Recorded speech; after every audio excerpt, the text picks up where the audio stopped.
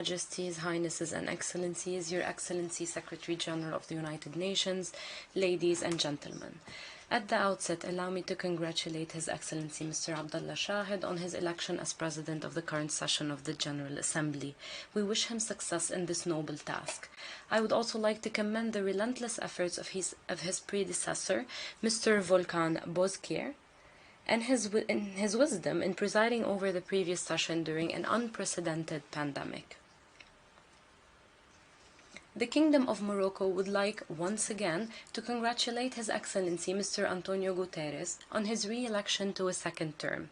We are confident in him and we fully support his efforts to achieve the main goals of the United Nations. We look forward to overcoming these difficult circumstances and witnessing a more just and effective international order, one that meets the aspirations of our people to collective health, security, and sustainable development. Mr. President, the pandemic spared no country. Our capabilities and ability to govern as states were on the line. It put our will as an international community to a serious test. It jeopardized what took decades to achieve. Not only did the COVID-19 crisis exacerbate existing disparities in an unprecedented way, but it also created new forms of inequalities within and among countries.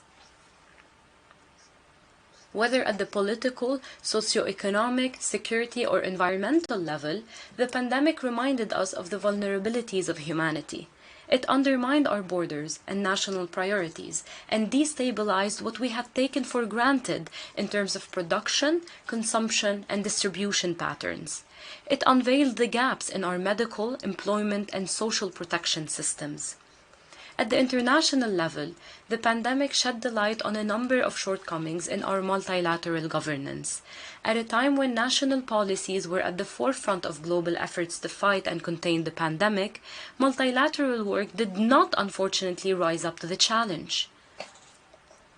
It is true that countries grew more aware of the fact that we are in this fight together. However, that awareness was limited to political statements, which were commended and welcomed, but did not unfortunately translate into an effective and efficient international cooperation.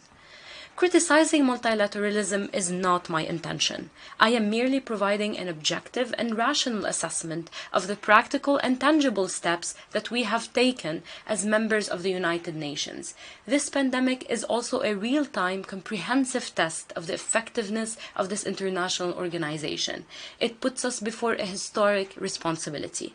Is it possible and acceptable to see the United Nations emerge from the biggest threat to human security since its establishment as the same organization that existed before 2020? In the words of His Majesty King Mohammed VI, the United Nations is the living conscience of humanity. It is the moral compass of a new global order, built on comprehensive peace and security and common development, and based on equality, tolerance, democracy, and fraternity.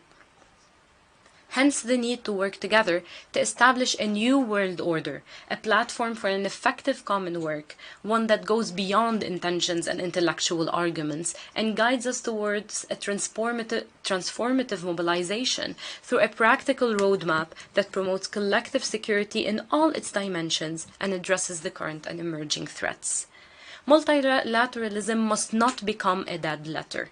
It should rather pave the way towards large and practical partnerships between states, the private sector, the civil society, and academia.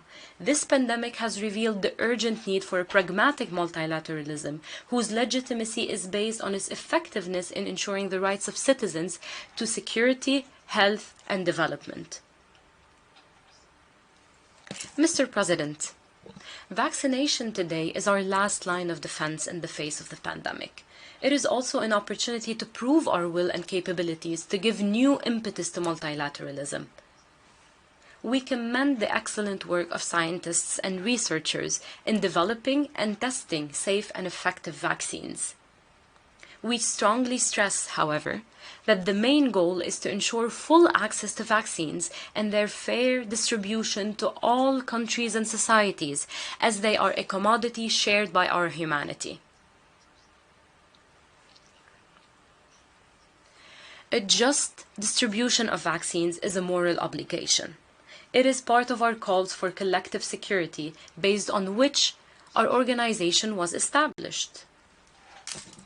A vaccination process at two different speeds will only provide a temporary recovery, which will be inevitably followed by a relapse that will delay our efforts to overcome this crisis. The shortage in vaccines in some regions is a ticking bomb that will definitely lead to a wide relapse. The virus will spread again, whether in its current forms or in different variants, and the consequences will be tremendous on national economies and the prosperity of our communities. This was stressed by His Majesty King Mohammed VI in July 2020 on Throne Day, when he said, I quote, "Our efforts are not limited to combating this virus alone. They seek to address its socioeconomic repercussions through a comprehensive vision of the future based on lessons learned." End of quote.